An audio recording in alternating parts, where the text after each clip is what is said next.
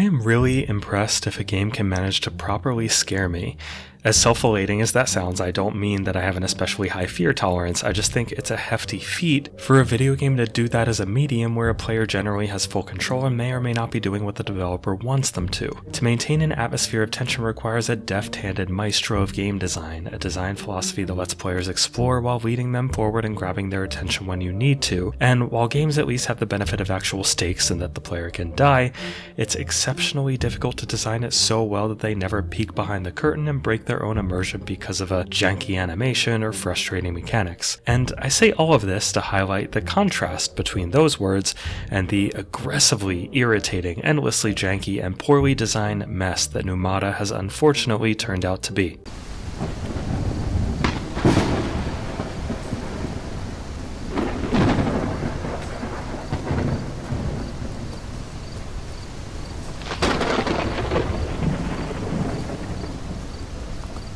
I can't wait to tell you about it as soon as I ask that if you enjoyed this video and other indie gaming content, remember to give us a like and subscribe, and check out our Patreon in the link below if you want to join the greatest indie gaming community since basically ever, and I'm totally unbiased, so you should believe me. Pneumata honestly has all the right inspirations.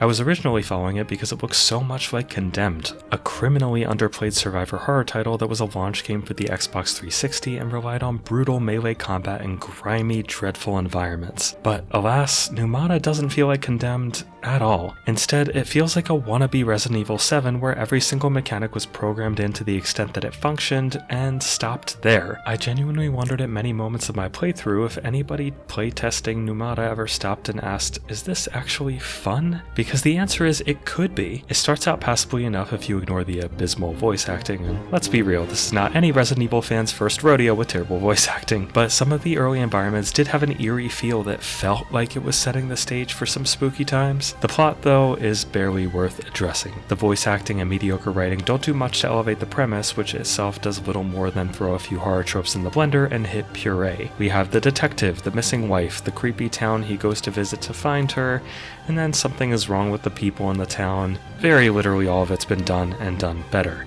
And I don't live by the worldview that everything has to be original to be worthwhile, but if you're gonna rely on tropes, at least find some other way to make us care.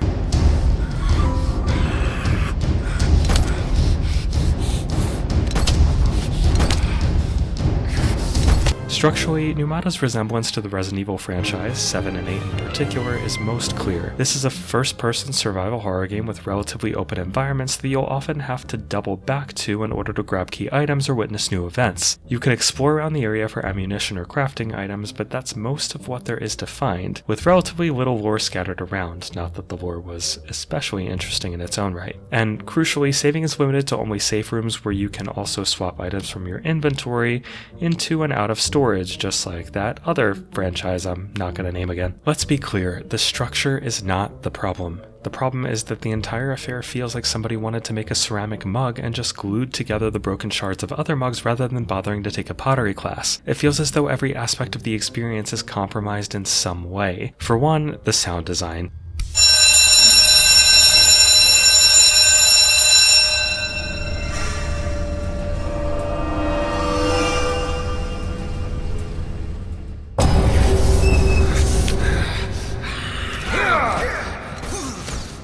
I already talked about the voice acting, and it's by far the most egregious in here, but that's not saying much. Some of the ambient sound effects are pretty decent, but they'd be much more so if the sound mixing wasn't such a complete train wreck. Everything will be normal volume until a ringing bell or the sound of your own voice is suddenly double its expected loudness and punches your eardrums like a gunshot. Similarly, sounds like creaking doors or pages of a book being turned are so loud that they stop adding to ambiance and start becoming a blatantly obvious sound effect that's just there to sound spooky and clearly not coming from anything scary. A huge part of horror is the illusion it imparts, where masterful use of visual and auditory tricks can make you wonder if you actually saw or heard something. Here, it's just not believable and fails to hold any tension for more than a couple of seconds. Visually, Pneumata has glimpses of intrigue in the creepy enemy designs and ruined, decrepit environments, but the overall look feels bland and often way too dark, in the outdoor areas especially. It's also surprisingly demanding performance-wise if you want to crank it all the way up, and honestly I'm not sure why. Epic settings at 4K on a 4080 could barely get 60 frames per second even with DLSS on,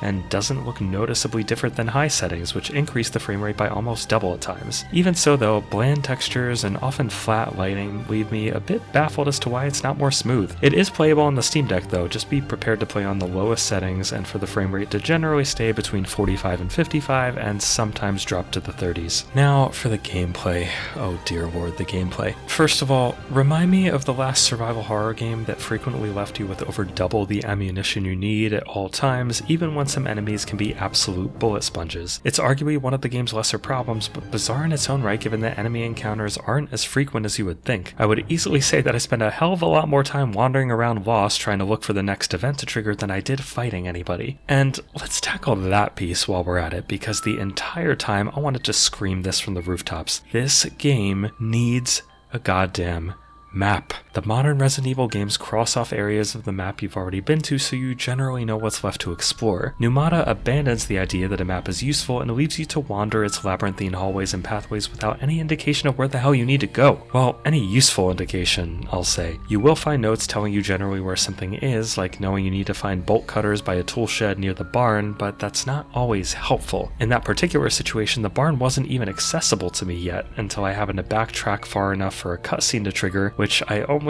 arbitrarily did after, you guessed it, a bunch of aimless wandering. I could go on, and for a little bit I will.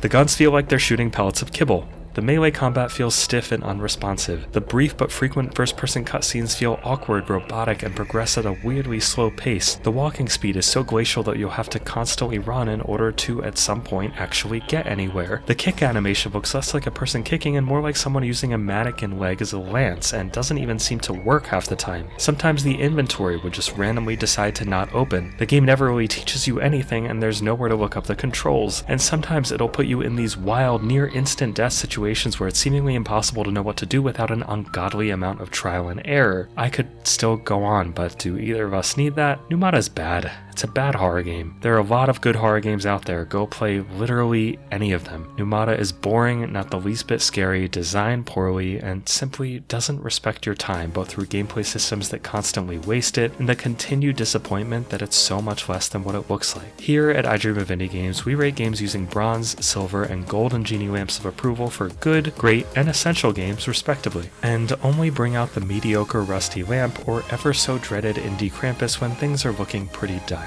Sadly, despite the potential shown in footage of Pneumata, the game itself is an utter drag and earns the unfortunate indie Krampus.